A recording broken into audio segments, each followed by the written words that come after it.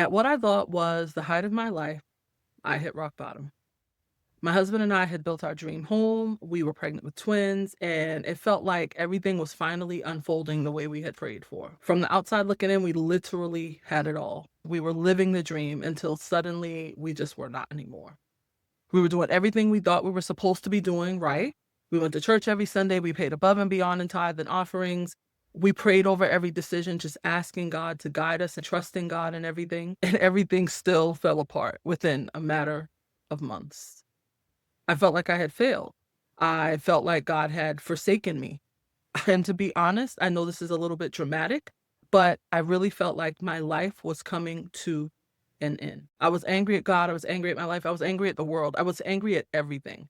But what really broke me wasn't even losing the physical things or the material things. It was really waking up one day and realizing I didn't even recognize the woman I had become. For the first time in my life, I found myself really questioning everything I had ever believed in, my faith, my identity, my own worth. But what I didn't know at the time was that this wasn't actually the end. It was the beginning of everything. This video is the first in a series about why I started and eventually quit my coaching business. But more than that, it's a story about redemption. It is a story about how the very things that nearly broke me actually became the foundation of everything I've built so far in my life and probably everything I'll build going forward. It's about how our greatest purpose can be birthed through our greatest pains. And it's even about how the most devastating moments and circumstances that we're met with are never wasted. God uses them all because all things really do work together for our good, especially when we're called.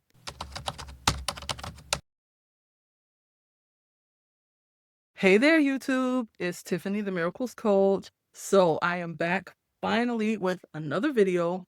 And to be honest, I really didn't expect to be away from you this long or that it would take me this long to bring you another video. But for those of you who don't know me, I tend to flow in and out of seasons where sometimes I'm very, very visible. And then there are seasons when I'm very, very still, very, very quiet. I go into my little cocoon in isolation and I kind of do my own thing. And the reason why that is because I feel like my priority is always to keep God first. And I always want him to be the center of everything that I am doing, especially in my business, because I tend to get hung up sometimes on all of the doing and trying to be consistent and taking all of the aligned actions that I want to make sure that I'm taking to be walking out this divine purpose that I believe that God gave me to walk out. So, side note, I have been giving myself grace also as I jump back into the content creation world. So I'm not putting a ton of pressure on myself either to get everything done right or at a perfect time or in a perfect way or any of those things. I just feel like I can get very busy into doing the work things. And sometimes I have to remind myself, like, hey, this is not just about you or just about what you're teaching or doing or whatever.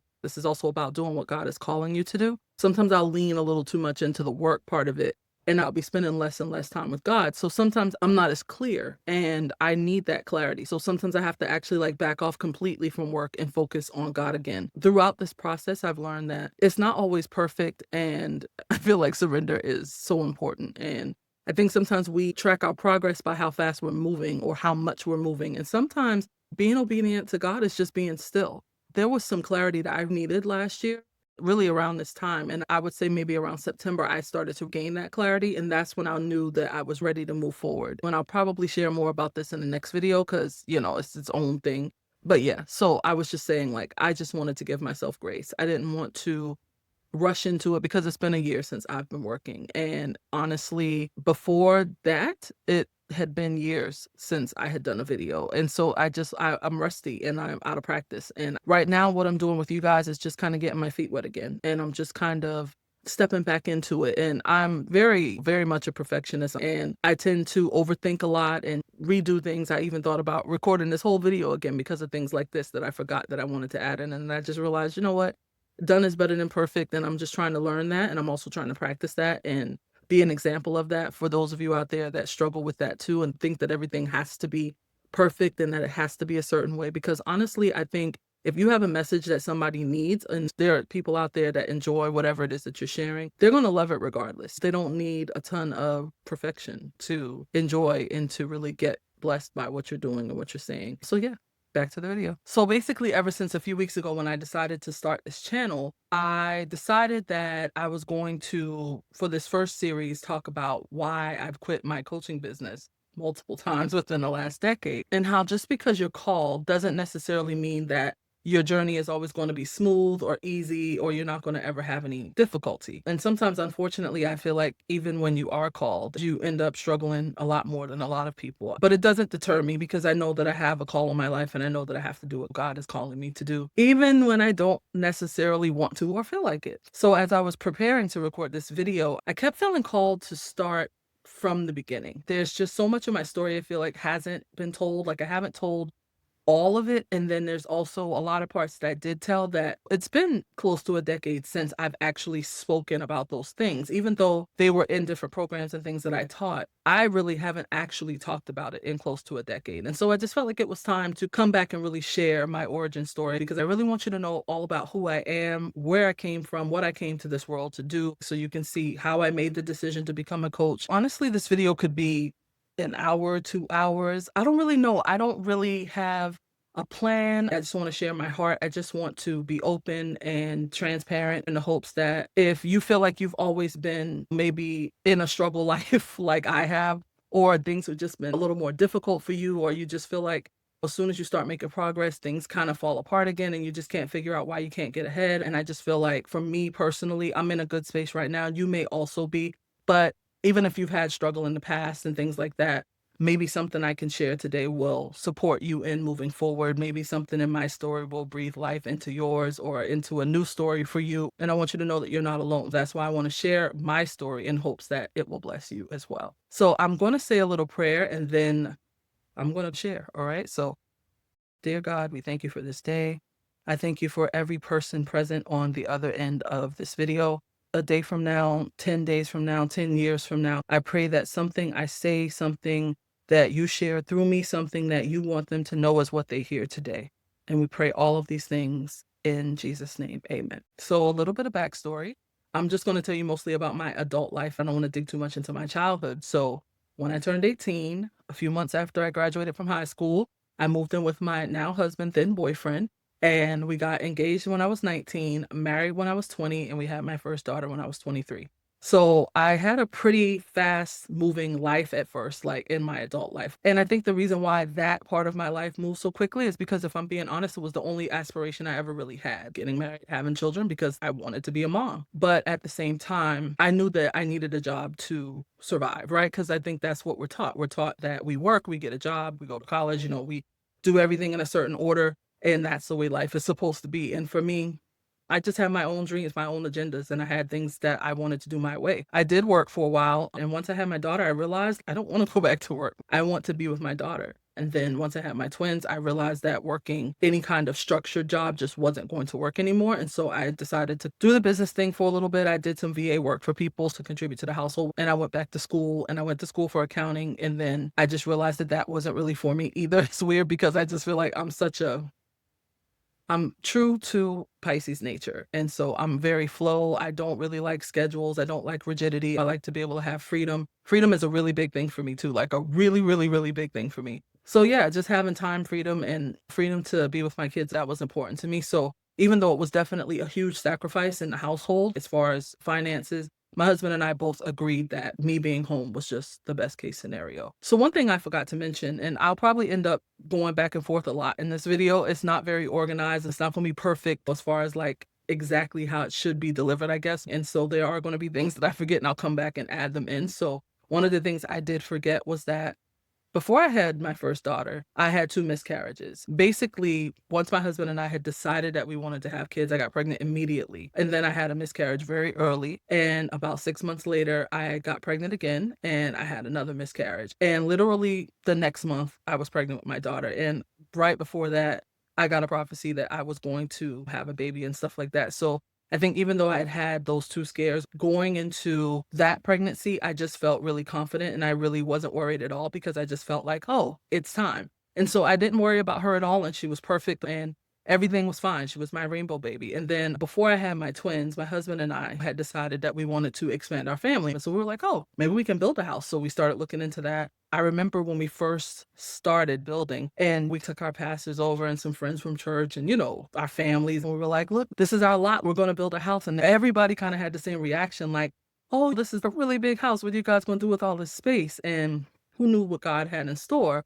But what we all didn't know was that twins were on the way. I got pregnant with my twins a month or two after we started building our house. And so it was like perfect timing. So my life was just unfolding in the way that I just was like, yes, even despite the struggles, because the miscarriages were really hard. They rocked me for a while. But like I said, after the second one, it was so quick that I got pregnant with my daughter. I grieved for a few weeks. And by the time I could barely get over it, I already knew my daughter was there. And so it was interesting to see how we broke ground on our house, and then a few months later we were pregnant with twins. But after that time, my husband lost his job 3 weeks after we closed on our house. Long story short, I was also on bed rest with the twins, so I wasn't working myself. As time went on, we just couldn't pay for the house, and we got foreclosed on. Someone literally came and stood at the door while we packed up our things and left our home. It was one of the most devastating and lowest points in my life. Even now, when I think back to it, I could easily tear up just thinking about it. My twins were probably 3 or 4 months, maybe. My oldest daughter was about 3 at that time. Like I said, everything was going good until it just wasn't anymore. And we ended up just being in a bedroom in my mother-in-law's house. And she was such a blessing and she was so amazing. And I'm so grateful for her to this day for allowing us to come and stay. She even gave us her master bedroom just so we'd have more space. But it was still 5 of us in a bedroom and it just wasn't ideal, obviously. And I just found myself being so angry at God because I just couldn't believe this is what my life was at this point. Like, how could everything be so right and then just fall apart so quickly? It just was the oddest thing. And it was quick for us. We knew what was going on behind the scenes, but I think people who weren't aware, our friends from church and our pastors and stuff, everybody was shocked when we told them we were moving because they were just like, well, what do you mean? We still went to church every Sunday. We were still paying tithes and offering. We were still giving above and beyond. We were just still doing all the things that we thought were right, hoping that those things would matter. And it just felt like it didn't. And at that point, I decided like, I have to laugh now because it's funny to me now. It wasn't funny in the moment. But, I was just like, you know what?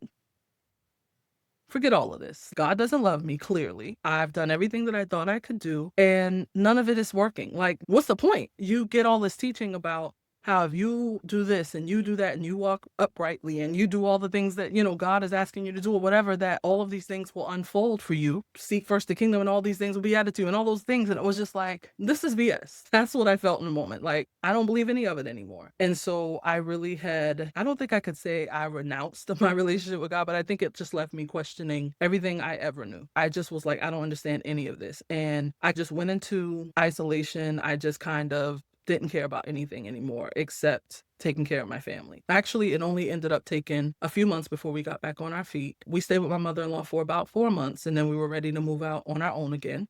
And we came upon this lady who really helped us and blessed us, and we were able to get into a beautiful place that was very on the high end of what we could afford, but we just knew it felt right. And it did. We were there for like 5 years. Oh, and I guess one other thing that I should add is we actually had bought Altima. And I want to say we bought it in 2005. And it was a 2005. It was the first time we had ever bought a brand new car, literally off the showroom floor. And the Ultima was cool when it was just 3 of us, right? But once there were 5 of us, it was just kind of like we got 3 babies in the back of an Ultima. But I mean, we were just doing what we were doing. Like, it was what we had. So it wasn't like anything we felt like we needed to change. Well, while we were in Charlotte, we had a garage. The car was always in the garage. So once we started missing payments, the repo man couldn't really find it. We moved back to South Carolina, which is where we were from and where we live now. And so they started looking for us, and then they couldn't find us for a while. And then they caught up with us there. By the time they caught up with us there, we had already moved into our newer house. So once we got into our place, we were just like, okay, we got to figure this out because we can't afford to pay for it. So we're just going to have to let it go. So we had to let our car go. So they gave us instructions. We left it in the Walmart parking lot, left the keys, took the license plate out, and they came and got it. And so that same day, though, interestingly, we ended up getting another car, which is shocking because we had months. I don't know how many months we were behind on the car, at least 4 or 5. It was a good bit. And we were still able to get into a decent vehicle. It had leather, it had DVD player for the kids. Like, it had everything that we needed at the time. And so it worked out perfectly. And so it's interesting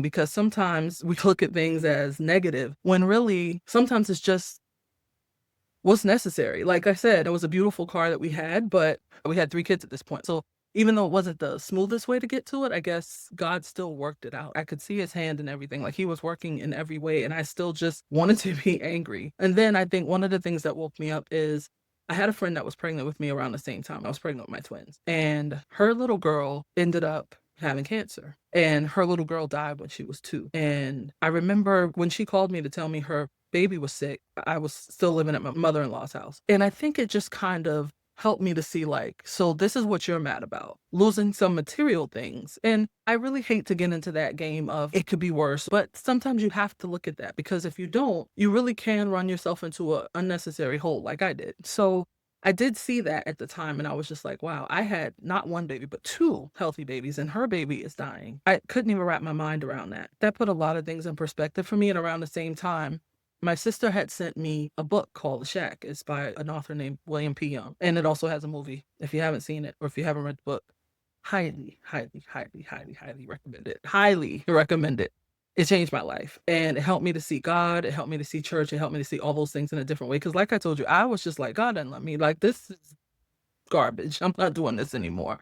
And I think the book just helped me to see God in a new way, in a more beautiful way. But it still took me a little while to get over it. I read that book also while I was still living in my mother-in-law's house. So once I got on my own again, I started to feel differently. And I started to kind of see God again. And I was just like, I miss our relationship. I miss having somebody that could just be there. I don't know how to explain it, but I mean, if you have a really deep relationship with God, you get what I'm saying. Like, that's my partner in life. You know what I'm saying? I don't know if we were as close back then, but I definitely felt very strongly for God back then. And so I just feel like, okay, like I need that again. I miss that. I miss having somebody that I know always has my back. And as much as I thought he didn't, he actually did. And like I said, in hindsight, I could see it, but I couldn't see it in the moments that I was going through it, because I was just going through my own personal hell. And I was allowing myself to wallow in self-pity for years. And then finally, I started to break through. But before that, I think what really, really changed me, and what really made me step back and be like, okay, you got to let this go, is I just found myself in a deep, deep depression. I was so depressed. And I think all that anger and upset that I was allowing, it broke me in a way that I couldn't put words to. I just felt so devastated. I don't even know how I was making it every day. I barely could drag myself out of bed. I remember my twins were now 2 at the time, and they were like literally pulling me out the bed, like, Mommy, we're hungry. And I just couldn't even get up to feed them. Like, that's how hard it was for me. And I think that's when I really just kind of started seeking God again for real. Cause I was just like, I needed to feel better. And like, whatever I could find to feel better, that's what I used. And so that's when I started, watching TV gospel and stuff like that, especially because I wasn't going to church anymore. And so Oprah had just started her own network, and she had this show called Life Class with Iyanla, and they would just teach personal development stuff. I got introduced to a lot of my favorite authors now, like Marianne Williamson is definitely probably my top favorite. And I just started reading books, and I started seeking my purpose. And I was just like wondering, what am I supposed to be doing in this life? That's what I really wanted to know. And for a while, it was like, I would love to be a marriage and family counselor. Of course, I was a mom at this point. I had a husband, and I looked at that and I just said, I know a lot about this kind of stuff. I think I could really help people in this arena. But then when I looked it up and did the research, I was like, yeah, I'd have to be in school for like ever to do this. I'm not in that space right now. I have these kids. I just couldn't possibly do that. And so I started seeking some more. And then I came across life coaching. I was like, wow, I don't need a degree to do this. This might actually be what I want to do. Okay, another side note. So when I was looking for my purpose, I actually took a spiritual gifts test, because at the time, I wanted to learn what my spiritual gifts were. I knew kind of what I wanted to do. I kind of understood the calling that was on my life, but I was curious what my spiritual gifts were, because I used to hear other people in church talk about it a lot. Some people were saying they had like an administrative gift, or there was gifts of service, or gifts of philanthropy and things like that. There were a lot of different gifts, and I wanted to know, what's my gift? And so I took this test, and that revealed a lot as well, because my top 3 gifts were mercy, or like showing mercy, exhortation, and teaching. And I mean, all of those things make so much sense, because the gift of mercy, I just kind of look at it as being empathic, having a real heart for people, and just caring about people's souls, and caring about what they're going through, and all of those things. And I think exhortation is probably my favorite gift, because I really do love to see people grow. I love to see people get closer to God and grow in their walk with God and evolve and become better and all of those things. I love watching people come alive, doing things that light them up, having more clarity, remembering who they are. Those things light me up. That is what I came here to do. I am wired to uplift people. So yeah, exhortation made so much sense. And then teaching, of course,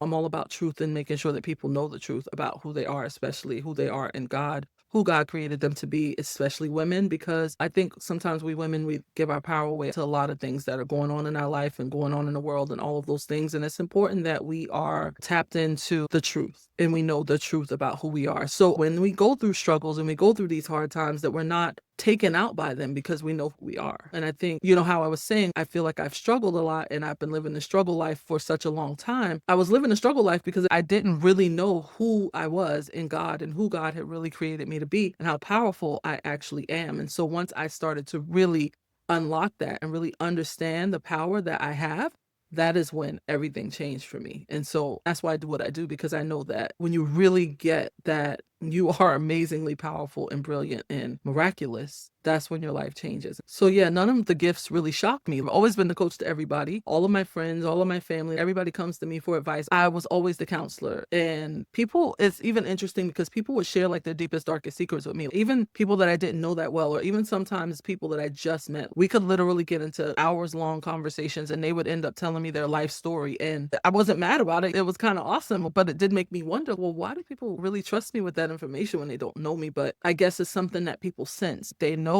a person who is empathic, or they know a person who is sensitive to those types of things, or maybe they know a person that speaks the truth. And that's the thing I always like to say. I'm probably not the person that you want to come to if you need sugar on top of something. If you need me to give it to you easy and soft, I'm not that person. I'm typically going to give it to you straight. People know that they're going to get the real from me. I'm going to give you the real talk. I'm not going to BS with you. I'm not going to feed you whatever you want to hear. Like, I'm going to tell you the truth. And I think that's something that people appreciate about me. But at the same time, I'm still very compassionate, and I can put myself in people's shoes and I can really feel their emotions. And I guess I have a good balance of knowing when to be sensitive and when I need to really like, hey, this is what you need to do. And I think that's why people are automatically drawn to me in that way. And so, yeah, I've always been that way. Even before I became a coach, I'd share my own experiences. Sometimes I'd share from somewhere that I didn't even know where it came from. I always had this well of wisdom, like this wisdom beyond my years. Like, I've just always had that. And sometimes I may not even know the answer to things, or I may not have had any reason why I would know the answer to something, but sometimes it was still just like a divine download. Like, I could answer the question for a person. I'm not perfect. I don't know everything, obviously, but I definitely have a gift of being able to answer questions because I've learned a lot in my life, and I study a lot and I read a lot, and I'm always doing something to learn. And I just like to share that with people. I just want to help people make their lives better. So that's always my plan and always my purpose and always what I came here to do. And so, yeah, it's interesting because I think when I was seeking my purpose, none of these things that I'm telling you came to mind. It's not like I was thinking like, oh yeah, I've always been a counselor. I've always been like, I'm not even thinking about that kind of stuff. It was like, it didn't even cross my mind. But I think that's the thing about purpose. It's the thing that comes so easily and naturally to you that you don't really even realize that you're doing it. So you just naturally do it. And it definitely wasn't something that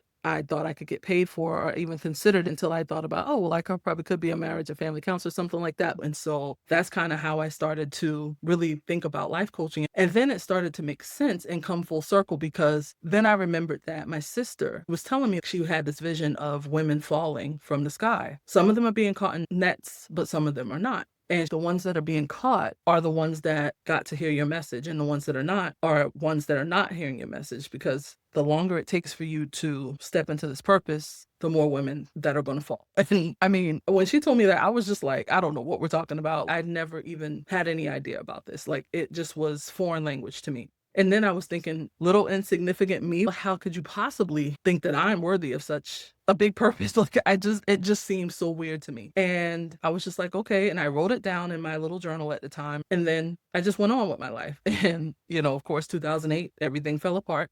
And then now we're probably at about 2011, 2012. And so I would say maybe 2010 is when I really started seeking God again. And then by 2012, I was like, I want to share this with people, because what happened was, and what I didn't realize was that when I had the twins, I went through postpartum depression. For one, I had a very, very tumultuous labor and delivery with the twins. Or I guess I should just say delivery. I didn't really go through labor with them. I had a cesarean and I had to be put to sleep for it because for some reason my epidural wouldn't take. So I nor my husband got to see our twins be born. And that was another thing that was just really devastating. And then losing the house, with the babies being so young and just all of the things. My husband's brother had died around that time, which is, I think, why he ended up losing his job, because he was depressed and I didn't know. I didn't recognize it, I guess I should say. I didn't recognize it in myself either. And I didn't realize that I was depressed until I actually came out of the depression. It literally felt like I had woken up after being asleep for like years. And when I woke up, it was just like, wow, I need to get my stuff together. I need to teach people these things that I've learned, because I was like, if I went through this, there has to be other women that have gone through this too, right? I can't be the only woman who's ever experienced something like this. And that's when I realized, yeah, I have a heart for women. I have a heart for helping women not struggle like I had to, not have to claw their way out of situations like I had to, because they didn't have anybody there to help them or support them. And that's why I made it my mission to help women. And so that's what I did. And so the church I was going to, they would have small groups. Every year, I guess around January, they'd start gearing up their small groups for the year. And so there was an application process and an interview process and stuff like that.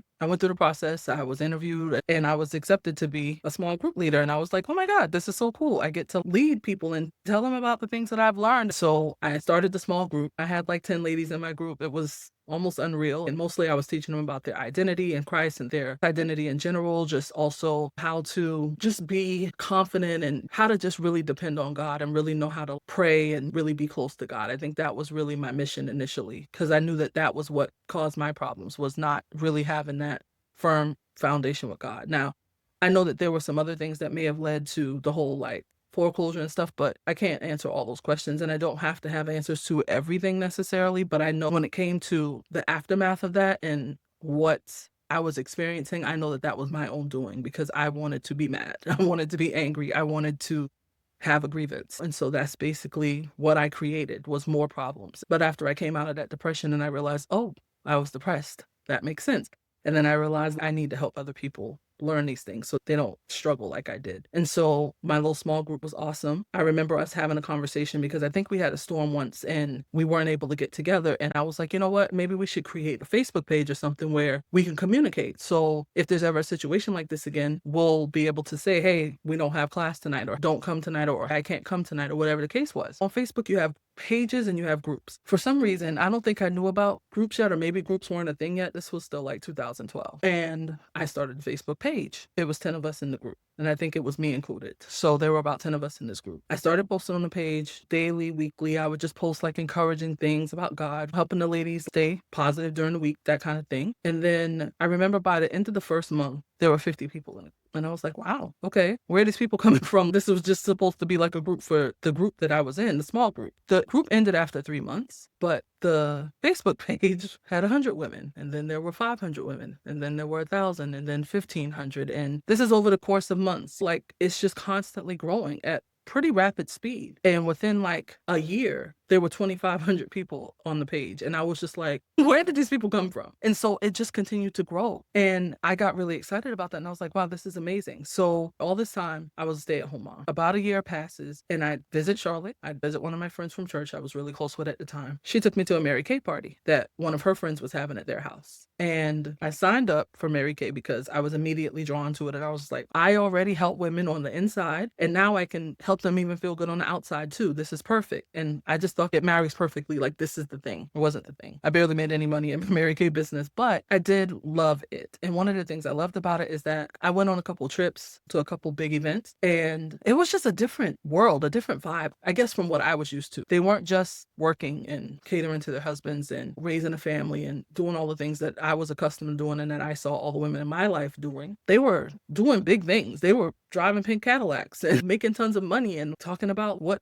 level they were in their business and all of this and how much they had sold and how they had sold millions. Some of them were millionaires. And it was just like a different world. They were making and reaching goals and stuff that I hadn't even thought about. And I think what I love most about Mary Kay is that it brought me back to my own remembrance. It was like, oh, yeah, I'm an individual person. And even though I love my children and even though I love my husband and I love the life that I have, I still want something that's for me. You know, and I had already obviously started doing that with the group and with the Facebook page, but I still craved more, I guess. And so Mary Kay was great. But eventually I realized that I don't think this is the thing. But what I will say, Mary Kay changed my life. And the reason why is because the lady I signed up under initially, she was in North Carolina, of course, because that's where I was when I went to the party. But I had to find some Charleston, South Carolina groups because that's where I was now. And I was like, I need a group here. I found a group. The ladies were cool. I loved the head lady. She was great. But one night she wasn't there. And there was this other lady there. And I don't know what this lady was on, but she was a completely different energy than the main lady. She came in there. And when I say preaching, she was preaching. And she was like, listen, you need to get your things together, get your things in order. You need to have whys and drivers, and you need to know why you're doing things. You need to set goals. You need to do this. You need to do that. And she told us, I want you to go home tonight. I want you to make a list of whys and drivers. And I want you to decide what you want your life to look like in the next year. I was like, cool. I don't think I had ever done that. I don't think I'd ever done that, honestly. Even when I manifested the first house, like, I don't even know if that was a manifestation. I guess you could call it that. But I didn't even know what that was. But I hadn't done anything like that, I don't think, before. Like, I wrote a lot and I journaled a lot, so maybe, but I don't think that I made goals like that and like set aspirations. I don't recall ever doing that, but I did it that day. This is November of 2013. January of 2014, my husband randomly is like, we really need to start working on our credit again because we might want to buy a house soon. A house was one of the things I put on the list. I don't think I discussed the list with him at all. But he just says that randomly. So we start doing some things. We get some secure credit cards. We start doing whatever it was that we needed to do to build up our credit again. And we started to build up our credit again. The scores were looking really good. They were over 700. And I think you only needed to be at 650, 680 maybe for a house back then. And so we were doing really good. February of 2014. I'm watching Being Mary Jane. I don't know who remembers that show, but it had Gabrielle Union. Nothing like self-help, anything like that, like no kind of show like that, just pure entertainment. I'm just watching the show. And in this particular episode, she's like sitting in the back of her limousine and I guess her car, I don't remember whether it was a limo or not, but her driver was like, oh, you having a difficult time tonight, or you look down or something. I don't know exactly what the conversation was. I can't remember. And she just basically said, yeah. And he was like, oh, well, I'm reading this book called Asking and Is Given. And it's all about gratitude and how to use gratitude to, I guess, improve your life or whatever. I don't remember exactly what he said. And I was like, gratitude? So let me tell you all about gratitude. I often say that gratitude saved my life because when I was depressed and I was going through my own little personal hell, gratitude was one of the things that kept me alive, that kept me going, that kept me from wanting to end it all every day. I mean, my kids obviously also, but gratitude was something that kept me in a mindset that said, I still have good things going on in my life. There are still good things happening for me. And those good things, having that awareness, it started to appreciate. Things started to get brighter and better as I did that. I heard about keeping a gratitude journal from Oprah. And I'm like, well, shoot, Oprah's a freaking billionaire. So I don't know if she was even a billionaire back then, but I was like, I know she's rich AF. So I was like, if she can keep a gratitude journal, then so can I, right? So I was like, if it's good enough for Oprah, it's good enough for me. I started doing it and I started doing it every day. Well, he says the book is about gratitude. I'm like, I know all about gratitude. I want to read this book. I go buy the book. It changed my entire life. The book introduced me to the law of attraction. Asking It Is Given is written by Jerry and Esther Hicks. And I'm almost speechless when I think about it because when I learned about the law of attraction, which I don't think I ever even heard of, law of attraction manifestation. So my list of whys and drivers from 2013 has now created a way for me to learn how to manifest all the things I had on my list. Now, when I learned about the law of attraction, I immediately started planning like, oh, I want a new house. I want a new car. Decided that I was going to have all these things. I have a little God box or what I call a God box now, that I had put the floor plans of a house in. I had a car, the picture of a car that I loved. I made a little slideshow type thing on my phone, on my iPad at the time. And I knew exactly what car I wanted, knew exactly what house I wanted. I was ready. I also was buying lottery tickets every day because I just knew I was going to win. And I just knew my car was going to fall out of the sky and I wasn't going to have a car payment and it was just going to be perfect, brand new, and I just have it. I was going to the car lots, looking at cars. I was going to furniture stores, going to house neighborhoods, doing all the things. Well, I did not win the lottery. My car did not fall out the sky, and I did not get a house for free or any of those things. But what did happen was in May, my car started breaking down a lot. Now, at this point, of course, I'm actively working to manifest the car. And the car that I had, that same one that I got after the repo, I still had it at this point. So that was 2008 that I got it. It's 2014 now. It was a 2005, I think. And it was starting to get older. It was getting more mileage. It was having more problems. Now, we had never, when I say we never had problems with that car before this, never. And all that time that we had it, all of a sudden, it just starts going crazy. It's breaking down in the car ride a lot. It's breaking down at the grocery store. It's Charleston, South Carolina that I live in. Did I mention that? So in May, it's hot. I can't have the car breaking down and I got to wait for my husband or the tow truck or somebody to come get me every time I do something with 3 kids. This isn't going to work. I guess the last straw was one day I had a Mary Kay meeting in the car and crank, and my husband was just like, okay, enough is enough. We're going to have to get you a car. So we decided to get a car. Raise bonus immediately right after we got the car. It was almost like once we made the leap, then God made the. Now, and I don't want to say that because I want to be clear. Provision is always made. I believe that I could teach a whole lesson on this. I'm not going to do it today, though. God makes provision for the need before we even know the need exists. So God already knew that we're working on getting a new car. And so it was just like, okay, go get the car. It wasn't that we couldn't afford a car payment or anything like that. Because at this point, we were back on our feet and doing very, very well. By 2014, we're doing great. And he was just like, I just don't want a car payment. Both our cars were paid off. It was just like, why did we want a car payment right now when we're working on thinking about getting a house and stuff like that? And so we just would not get the car. It literally had to be breaking down for us to decide, okay, it's time to get a car. So that's what we did. And then as soon as we did, there goes the money for it. So then maybe by the time we bought the car, it was probably like June. July, we start looking at houses, like really looking at houses. We go to a particular neighborhood. The girl at the desk, very persistent. She was just like, hey, you guys should look at this or look at that. We came to look at one particular house. That was not the house, but the biggest house in the neighborhood. She was like, you should look at this one because this one's great. It sounds like it's great for your family. When I tell you the floor plan was almost exact, it wasn't the same house, but it was almost exact to the one that I had in my God box, first of all. Second of all, it was better than that one. It had more things. It had more rooms. It had more space. I was like, this is the house. But it was the most expensive house in the neighborhood. And I was just like, I don't know how we're going to do that. So she sent us to another neighborhood where we could see the actual house. There was a model of the house in a different neighborhood. We had to drive a little bit too. It was a little ways away, but we went to that neighborhood. We went to the house. We got to sit in it. We got to be in it. My kids were like sitting at the bar, pretending like they were like eating and doing homework.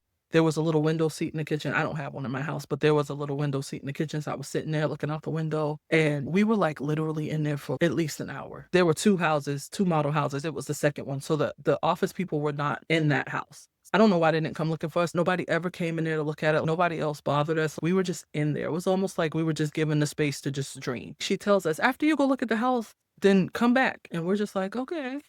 And then we are laughing on the way back. And we're just like, what are we going back to this neighborhood for? What are we doing? We had no idea. We were just following aligned guidance, I guess. And so we went back to the neighborhood. Persistent little lady. She says, okay, let's look at lots. We look at lots. We look at two different lots. Couldn't really decide. We were just like, yeah, they're both nice. So she takes us back to the office and she's like, this is the company that we use to finance. Why don't you just call them and see what they say? And we were like, oh, no, we're not ready. We're not like that ready yet. And she was like, well, why not? And we were just like, well, we have some things on our credit, blah, blah, blah. And she's like, well, why don't you at least call because they can at least tell you what you need to do. And we were just like, no, we don't really want to do that. But she was so persistent. She was just like, listen, they'll tell you what you need to clear up. So at least you know, and then you can just work on those things. And she was like, and also a lot of time, they'll give you time to work on it while they're building your house. So just call. So we called. Sunday was the first day we looked at the house. Monday, we looked at the actual house in another neighborhood, looked at lots.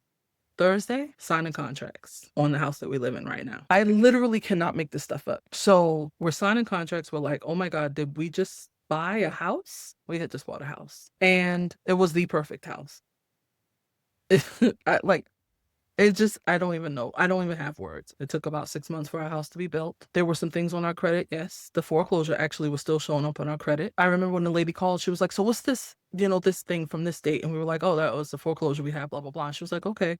And it's just like, what's this? And we're like, oh, this is this thing or that thing. I'm pretty sure the repo was probably still there. It was stuff on our credit. And she was like, what are these things? And we explained. We pulled our credit maybe in like October of that year. None of the stuff was there anymore. I don't know who the lady was or what she was doing, but she was obviously a magician or something. She was working some magic behind the scenes because all that stuff was gone. And we closed on our house in December. Walked away from the closing table with a check for almost $1,000. We didn't pay 1 cent down. We didn't pay 1 cent in closing costs. And our mortgage was less than the townhouse that we had at the time. That was half the size. Our house was double the size of the townhouse that we lived in before that. Another side note, it wasn't until we started building our house that I remembered this list. Like, I hadn't looked at or even thought about this list for so long. Everything was still manifesting on this list, even though I didn't even have it at the top of my mind. But I remember just one day after we started building a house, and I was like, oh my God, wait a minute. I wrote this list back in 2013. And when I looked at the list, I was blown away at the fact that everything had pretty much manifested. And the only thing that was left to do now was to actually start my business. And I had already started the process of that. I had already looked at certifications certifications, and I had already had the ball rolling on that as well. So it was literally just all manifesting. And I just really feel like that list was definitely the catalyst of it all. So yeah, I think I just wanted to share that so I could just say that everything doesn't always work out exactly the way we expect it to, but it always works out for our good, right? That's what I was saying in the beginning of the video. It's all for our good, and we just have to trust the process and just know that everything works the way it's supposed to at the end of the day. And even when it's hard, even when we don't know why things are happening, even when we're frustrated and all of those things can still work out for us. So I just wanted to add that in there. God is really a redeemer and a restorer of anything that is taken from you. And we got double back. We got double when we lost our babies. We had a rainbow baby and we had a set of twins. We got double back when we lost our house because we have an even better house now. It's 10 times more amazing than the one that we had in Charlotte. My husband works at one of the top companies in the world, probably, and he got that job in 2011. He's since been promoted so many times I can't even count. He's actually on his way to another promotion right now. His salary has since, I don't know, quintupled, is that a word? Like, he makes probably 5 times what he used to make when he started. I just can't make it up. I just can't. So that's my manifestation story. That's how I started everything as far as my coaching business was concerned, because 2014 and me manifesting all those things were the biggest catalyst to me starting my business. In 2014, in April, my pastor, at that time, we still considered them our pastors, we went to Charlotte to visit our church, and he wanted us to stop by after church, stop by their house. I think there was rain in the forecast or something, bad weather or something, and we were like, we're going to go ahead and get back on the road. So while we were driving, I texted him and I said, hey, I'm sorry that we didn't get a chance to come by, but we decided to go ahead and drive back home early because of whatever the case was. And he was like, oh yeah, I wish I'd gotten a chance to see you guys after church, and I wish you guys had a chance to come by because I had a word for you, but it wasn't public. Now, these pastors have prophesied to me my entire adult life since I moved to Charlotte when I was 23. No, 22, I think. They had been in my life all that time. I had gotten multiple prophecies from them, and they had all come to pass. So I never questioned anything they've ever told me. They were the ones that told me my baby was coming and multiple other things. So this particular day, he told me, God is preparing you to release the word that you have for women. And it was a full prophecy. And the awesome thing about it is that it wasn't something that he told me in church that I had to remember. I actually had it written because we were conversing by text. And he was like, these are words for the very near future. And what that told me was like, first of all, I'm on the right track because I'm still doing stuff with women. I'm still doing the things. And God is about to step this thing up. That's what I got from that. I didn't know exactly what that meant, but I started to seek out about it. All of a sudden, there were coaches showing up in my feed. There were like books, things, all kinds of things were coming up. And I was like, oh, okay, cool. So I started paying attention. One night, I don't know, sometime like late November, early December, I'm scrolling my emails and I must have opted into something because there's this coach. She had made 6K in 90 days and she wanted to show other people how she did it. And when she was explaining what she was going to teach in the thing, I was like, oh my God, that's exactly what I need. And I remember that I think I had till December 2nd to sign up for the price because it was a Black Friday special. So it was a discounted price. I remember that. And I was like, I got to get into this coaching program because I feel like I'm ready to start my coaching business. Like I had already started doing things, but it almost just felt like I needed direction. Like I just needed somebody who had been there, who had done what I was trying to do and could guide me because I just didn't feel confident doing it on my own. I just didn't know where to start or what to do or how to do it. And so it was exactly what I needed. And I was like, I got to sign up for this. But if I put this on my credit card right now, because like I told you, we closed on our house in December of 2014, just a little bit before Christmas. This was around the 2nd. And I was like, she specifically told us not to use our credit card before this house closes. But I was like, but I just feel like I need this right now and I want to do it because this price and I need to do this. I put it on my credit card. I got the money and paid it off before the credit card reported, but I risked everything to get into that coaching program. And when I say everything, I mean my house, my marriage, my life. But seriously, I literally just was like, I have to get in. I got in. I started the class in January. I got to talk to her in December. And I think also in the special thing, she was offering 3 one-to-one sessions with her too. I knew she was teaching stuff in the course, but I needed that like one-to-one attention. I felt like I needed that for myself. I learned so much from her. It was a 90-day class. So I took it from January to March. By March, I had 2 paid clients. And I want to say, if I'm not mistaken, I was the only person in my class that had clients when I left that class. Like everybody was asking me like, oh my God, what did you do? How'd you get clients? Like, tell us all your secrets. Like, tell us everything. And I just was like, I don't know, honestly. I just followed the stuff and I just put myself out there and I got response. And so that's how I started my coaching business. I just went all in. Once I got that prophecy from my pastor, I knew, okay, God is saying, let's go. So I was ready to go. And I did what I needed to do. I did the work. I did the research. I looked around. I checked in the certifications, all of that. And I remember asking her, like, do you think I need a certification? I had actually asked multiple people at this point, and they were all like, I mean, not really. You could get certified, but most of them were like, I wasn't certified when I started. But it's something that you can work on as you go. So I guess for those of you out there who may feel called to this, may feel called to coaching, may feel called to share a message that you have, messengers, leaders, you know who you are. You know if this resonates with you. If you feel like that's you, get to work. You know what I'm saying? And if you need support with that, I would love to support you and be that person that my coach was for me when I started. And when I come back in the next video, I'm going to talk to you about my journey as a coach, because I know I told you I quit, right? So it's kind of like, well, why'd you quit? Or it might be like, why are you telling me to get to work when you quit? I would say I am kind of starting over, I guess.